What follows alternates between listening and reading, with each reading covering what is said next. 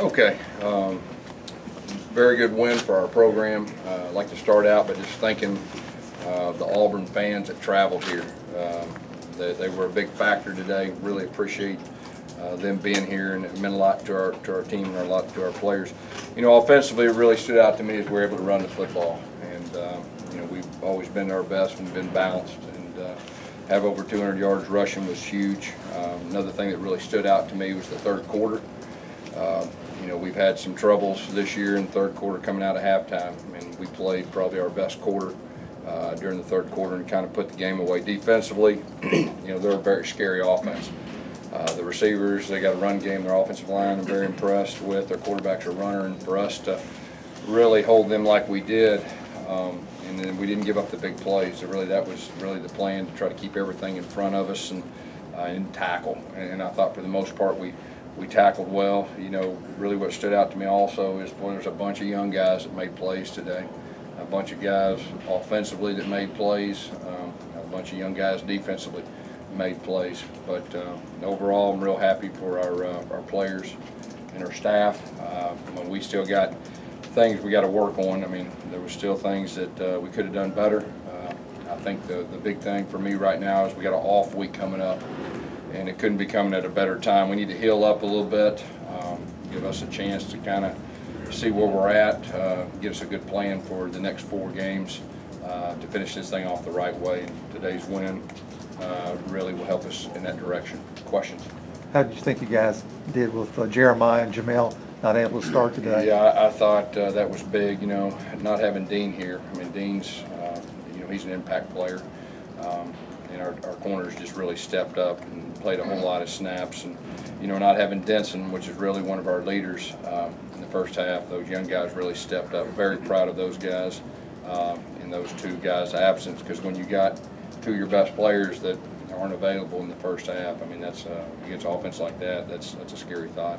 Gus, Schwartz and Seth got 1 touch in the first half. Was that an emphasis coming out in the third quarter because you got the ball to those guys in? Yeah, you know, both those guys. I think everybody can see these young guys are. And Shivers, I thought, did some good things too, and Booby Whitlow, another freshman. I mean, you know, those guys are getting better, and like I said, one of the biggest pluses I think today is we were able to run the football. You said down on the field before the game, we're going to play a lot better today. You had that feeling, that confidence. Yeah. What were you seeing in practice that made you think? You know, I mean, obviously we went through a storm, you know, last week with all the negativity and everything that goes with it. And with that, you know, either divides, which, you know, a lot of people I think root for that, or it brings you together. And we've got super young men in that locker room, and with high character. And we got a bunch of really good coaches that you know, are really close to their players, and we had really good practice. Probably, you know, some of the most spirited practice we've had, and just that feeling that we're going to play good football today and start playing like we can. And I expect that we will, you know, the rest of the season. You said you feel like sometimes the negativity, some people root for, some people divide. Are you speaking about fans, or what do you mean by who's rooting? No, you know, we got great fans. Okay, I'd say it's all others, to be honest with you, but that's part of it. That's part of it. I mean, this is a deal that, you know, we need to. Obviously, we weren't happy with the way we played, you know, there for a couple-week stretch, and but no, I think we're in a real good spot now moving forward. Were you surprised about how well Marlon played today?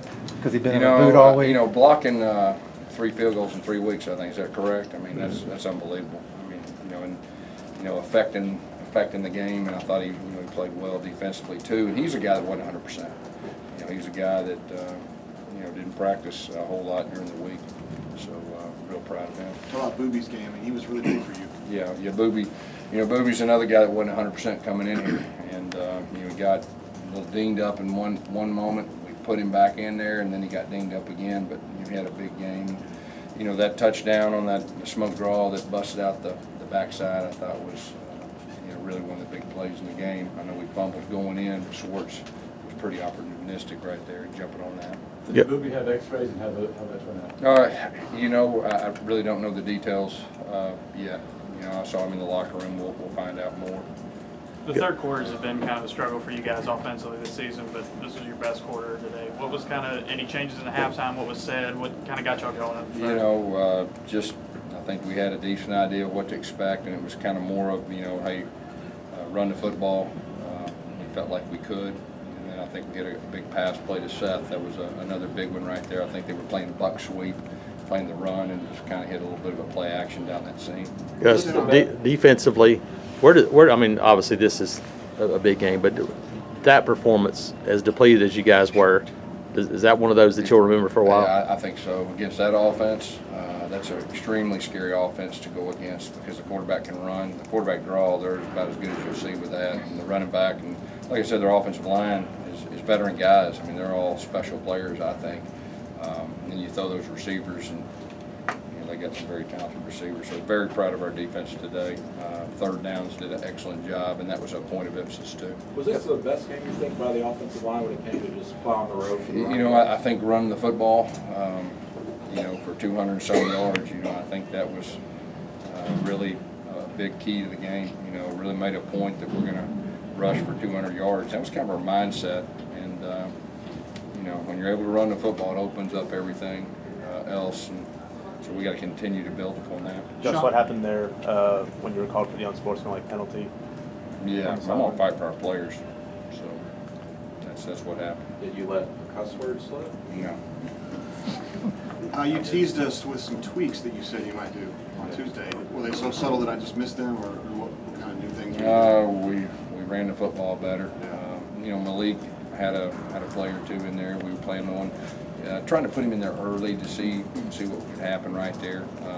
You know, his ability, you know, to help us, you know, I think will help us moving forward too, just as a change up. So, but yeah, there were some tweaks. You know, if you look at the film and all that. And I think more than anything now that we have a off week, as a coach, you'll be able to really sit back and identify our strengths, identify the things that we need to get better on, and have a really good plan, you know, for the last 4 weeks.